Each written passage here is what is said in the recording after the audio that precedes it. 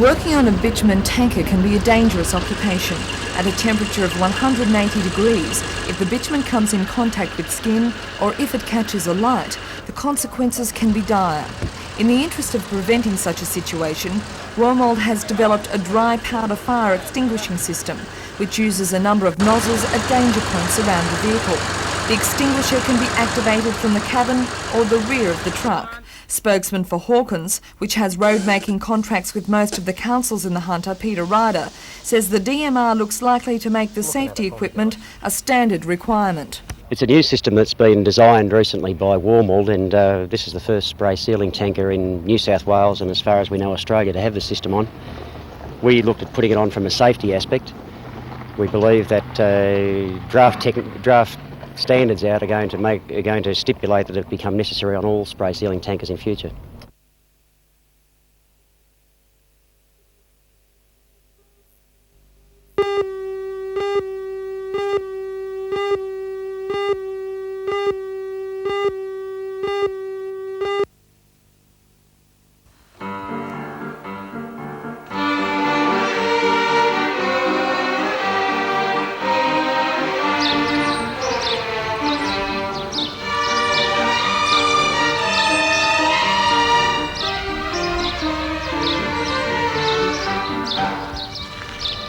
The convent headquarters for the Sisters of Mercy in Singleton.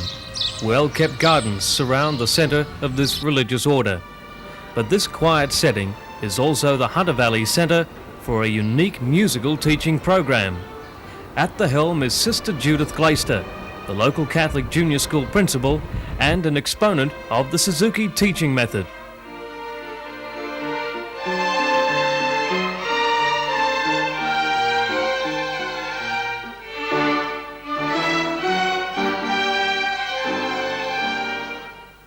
Because it's all memory work, I think that plays a big part in their learning in school and helps that tremendously. Each week she surrounds herself with budding musicians, some quite accomplished. So far, 170 children have participated in the program, many starting at a very young age. Tim, for example, will be 3 next January and already has the swing of it. Kate is still in preschool, but handles her pint-sized instrument like an expert.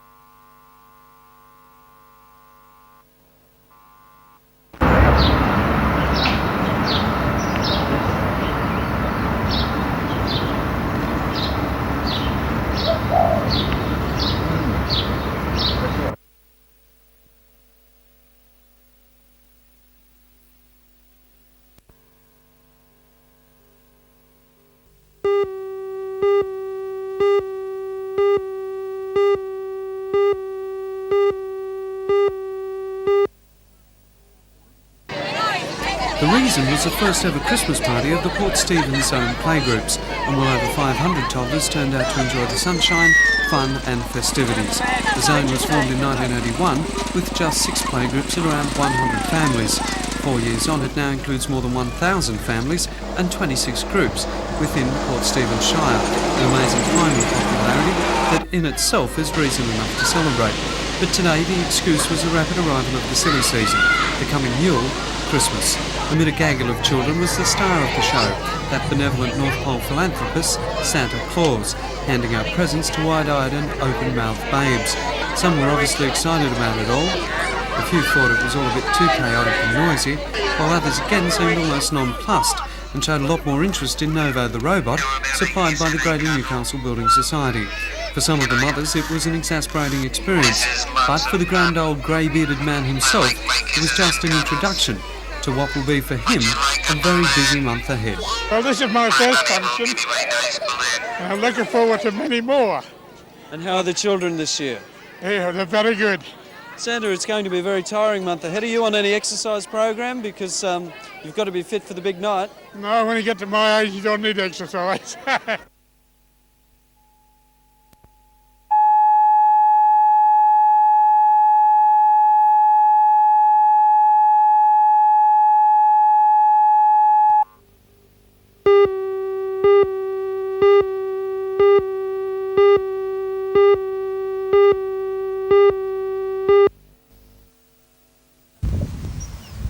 Founder or laminitis is found in all domestic species of livestock, but most often in horses.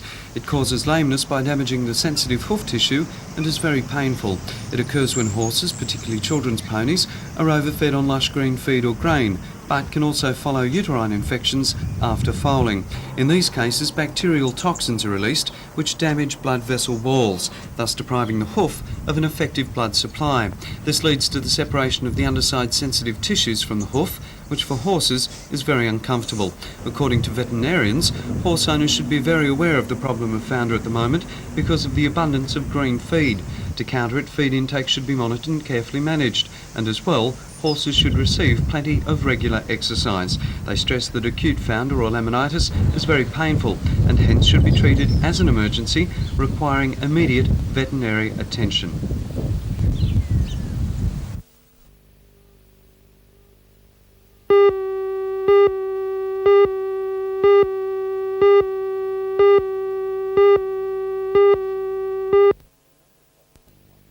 I mean, there are a number of possibilities. On superannuation, the ACTU executive endorsed the recent agreement in the paint industry, and that between the transport industry and the TWU. On wages, the President, Mr Crean, reiterated that the ACTU has honoured its commitments to employers and the government and said this has resulted in fewer disputes.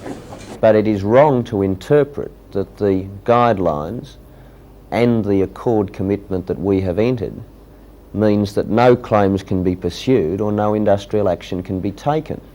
Obviously that which can be taken, we accept, is limited by reference to the agreement and by reference to the accord.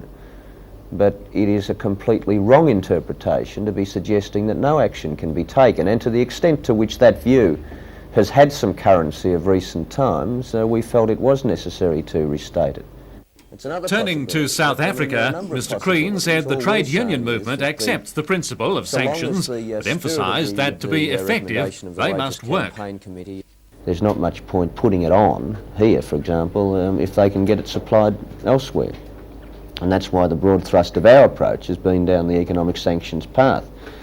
And we've called for further implementation in that regard from the government, but I think that one has to put that against the government position out of Choggum.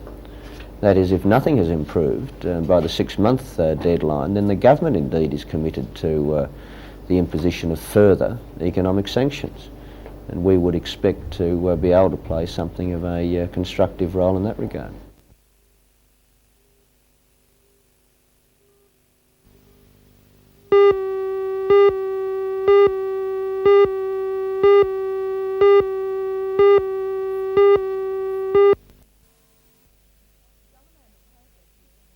Salamander Projects has been the consultant on the Salamander Bay commercial and residential development since the council decided to go it alone. It advised the council on which contracts to accept, how many shops it should have in the commercial centre, and gave progress reports on how the development was going. So when money became tight and the council decided to sell its commercial centre site, as expected, Salamander Projects made an offer. Although it wasn't the highest bid, the consultants were successful, only to have the deal discontinued after advice from local government Minister Kevin Stewart. Now Salamander is the only company that bothered to tender to buy the site. David Gray.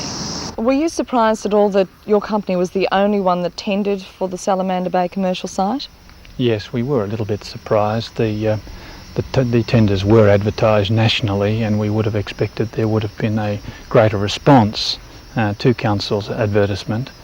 But I guess there were reasons why various prospective tenderers wouldn't have tendered, and that could have had something to do with the level of publicity that surrounded the project of late. From a business point of view, Salamander Projects has been very patient with the council over this development. Why have you stuck it out? Well, we certainly have been frustrated by the constant delays and frustrations that we had with the shopping centre. But we've stuck it out because we believe in the viability of the project. We've said that right from day one. There have been many people that have criticised the arithmetic, shall I say, that we've done on the project. We still believe it to be right, and that's why we've put the tender in to buy the shopping centre.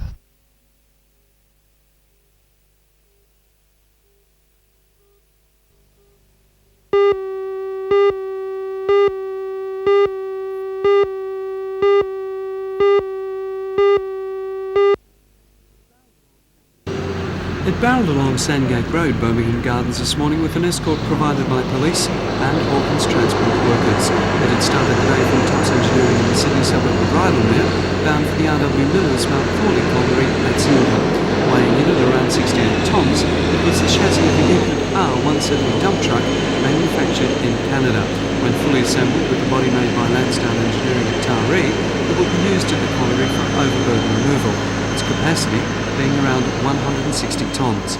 It's the biggest machinery delivery ever undertaken by Hawkins and will be followed over the next few months by other such models bound for Mount Thorley.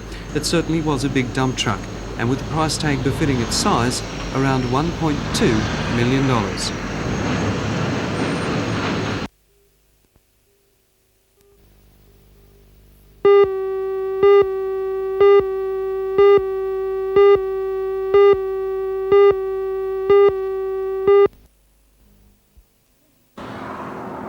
Jennings, the company in charge of construction at the Technical College site, yesterday warned BLF members that bans on concrete pours would not be tolerated, and unless they were lifted, men would be stood down. The bans were lifted yesterday, but reinstated today on a different section of the site. The union says the bans will not affect construction for about another 4 months. Jennings says they are holding up construction now. The BLF campaign of selective work bans is in support of a 35-hour week and immediate payment of the 3.8% wage rise. The union has informed the Master Builders Association that BLF workers at Maitland will not resume work unless these demands are met. However, work is still continuing at the site by members of the Building Workers Industry Union, who are not involved in the dispute.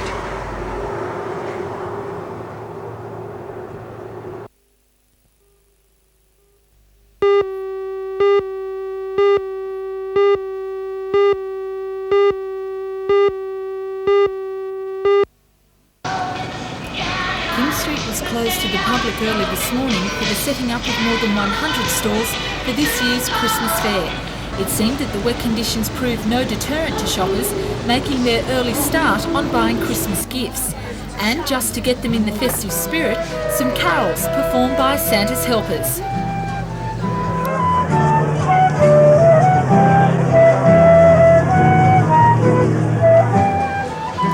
As well as the specialty stalls, the fair was packed with entertainment for the whole family. Clowns and bush bands performed for everyone's enjoyment.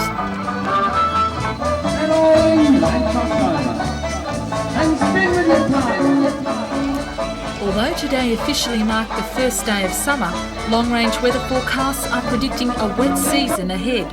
But one thing is for certain, judging by today's sales, there'll be no shortage of goodies under this year's Christmas trees.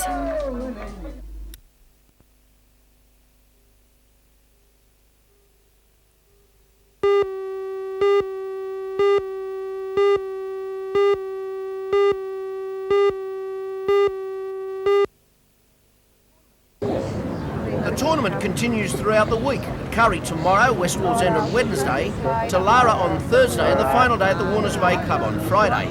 It's run on a round-robin basis and includes both boys and girls in the school's team.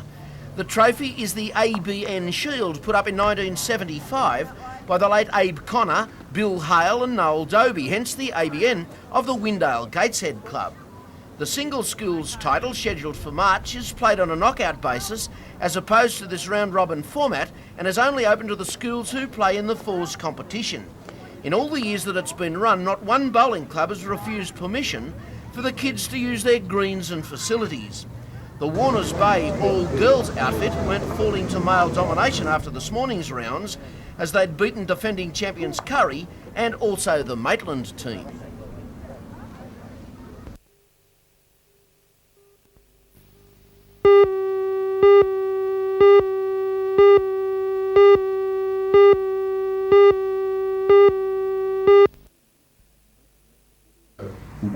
The city administrator met with Newcastle politicians to gauge their reactions to the multi-million-dollar development. Along with the town clerk, Barry Lewis, the think tank comprised the state member for Newcastle, Arthur Wade, the member for Charlestown, Richard Face, and the member for Waratah, John Price.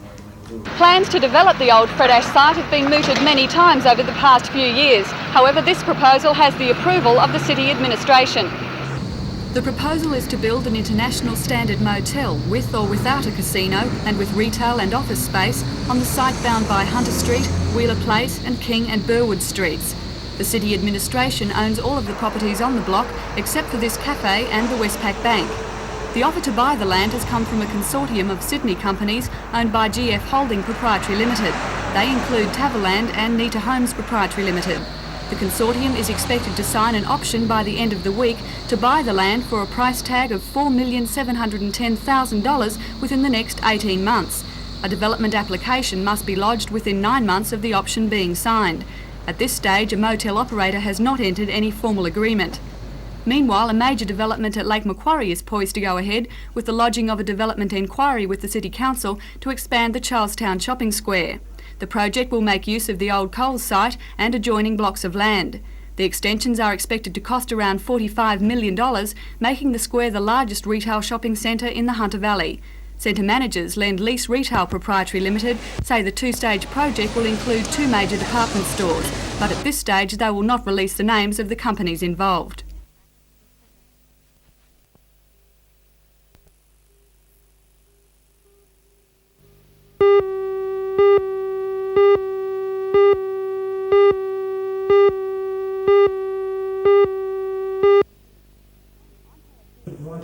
I'm Helen Hughes. Coal miners in the Hunter Valley today held mass meetings at Singleton and Curry to consider taking industrial action in support of a productivity claim.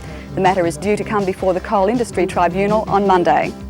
Join Ray Deneen and Anna Manzoni for all the news tonight at 6.